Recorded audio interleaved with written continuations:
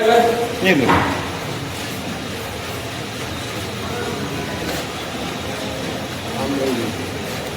लोग बाजू ले जो लगता है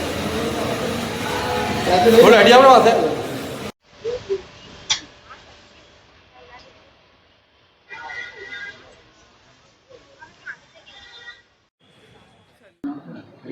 काले 4 विरुद्ध आक्षेप कर रहे हैं। चलो भाई रेडी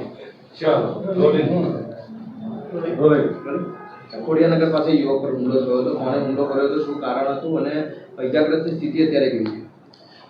ગઈકાલના દરમિયાન દાણીલીમડા પોલીસ સ્ટેશન વિસ્તારમાં એક ખૂનની કોશિશનો બનાવ બનેલો હતો, જે અનુસંધાને આ કામના જે ભોગ બનનાર હતા પ્રવીણભાઈ પરમાર, તેઓ ઉપર આ કામના જે આરોપી છે દિનેશભાઈ રઘુભાઈ સોલંકી દ્વારા છરી વડે હુમલો કરવામાં આવેલો, જેમાં તેઓના જડબા ઉપર અને પેટ ઉપર છરીના ઘા ઝીકવામાં આવેલા હતા. તાત્કાલિક દાણીલીમડા પોલીસ સ્ટેશનની ટીમ ઘટના સ્થળ પર પહોંચીને આ કામના જે આરોપી હતા તેને ગણતરીના કલાકોમાં રાઉન્ડ અપ કરવામાં આવ્યા અને આ અનુસંધાને દાણીલીમડા પોલીસ સ્ટેશનમાં ખૂનની કોશિશ અને ભારતીય ન્યાય સંહિતાની 300 કલમ 301(3) તથા જીપી એક્ટની કલમ 135(1) મુજબ ગુનો દાખલ કરીને આ કોઈ જે ઘટના બની હતી તેના આરોપીને ગિરફ્તાર કરવામાં આવ્યા છે.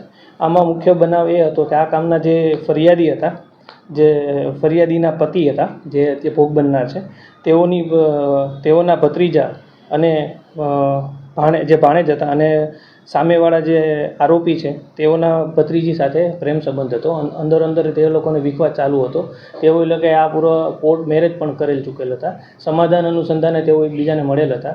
તેમાં સમાધાન દરમિયાન એકબીજા વચ્ચે જે બોલાચાલી થતાં આ કામના જે આરોપી છે દિનેશભાઈ રઘુભાઈ સોલંકી, તેઓ પાસે રહેલ જે છરી હતો તે વડે આ કામના જે ભોગ બનનાર છે તેમની ઉપર હુમલો કરીને આ ઘટના બનવા પામેલ હતી. સાહેબ આ બંનેનો કોઈ ઇતિહાસ બેકગ્રાઉન્ડ શું છે? આ કામના જે ભોગ બનનાર છે તેઓ વિરુદ્ધ એક 302 મર્ડરનો ગુનો 2021માં દાખલ થયેલ હતો અને આ કામના જે આરોપી છે તેના વિરુદ્ધ કોઈ ગુનાહિત ઇતિહાસ પોલીસને જાણવા મળેલ નથી.